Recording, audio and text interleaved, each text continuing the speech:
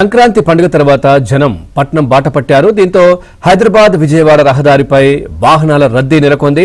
నల్గొండ జిల్లా చిట్యాల వద్ద వాహనాలు బారులు తీరాయి.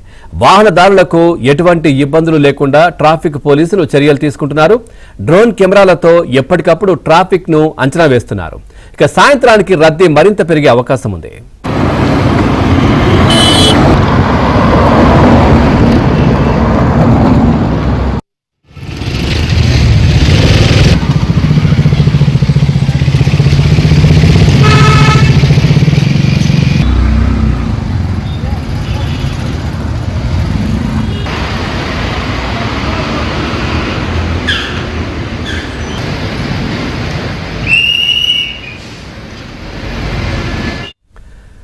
చూస్తున్నాం, సంక్రాంతి పండుగ తర్వాత జనం పట్నం బాటనైతే పట్టారు. దీంతో హైదరాబాద్ విజయవాడ రహదారిపై వాహనాల రద్దీ అయితే నెలకొంది. దీనికి సంబంధించి మరింత సమాచారాన్ని మా కరెస్పాండెంట్ రవి అందిస్తారు. రవి, పూర్తి డీటెయిల్స్ ఏంటి, ఎట్లా ఉంది రద్దీ?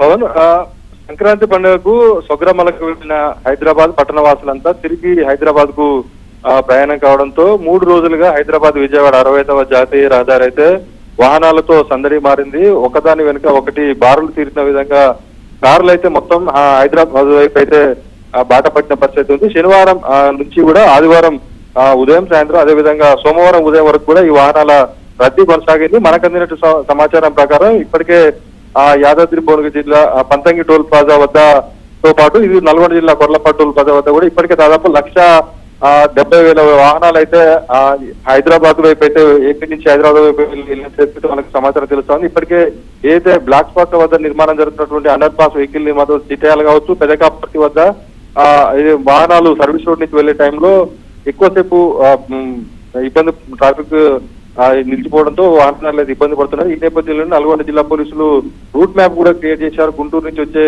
వాహనాలను మాచర్ల వైపు వచ్చే వాహనాలను హాలియా చింతపల్లి మాల్ మీదుగా తరలించడం జరిగింది. మొత్తంగా హైదరాబాద్ వైపు వెళ్లే వాహనాల రద్దీ అయితే సోమవారం ఉదయం వరకు కూడా కొనసాగింది. ఈ రోజు మధ్యాహ్నం వరకు కూడా ఈ వాహనాల రద్దీ అయితే కొనసాగుతుంది. ఈ రోజు నుంచి విద్యా సంస్థలు తెచ్చుకోవడంతో నిన్న సాయంత్రం ఆదివారం సాయంత్రానికి ఎక్కువగా ఏపీ నుంచి హైదరాబాద్ వైపు అయితే తరలి వెళ్లారు. Pavan, right, thank you Ravi, thanks for the updates.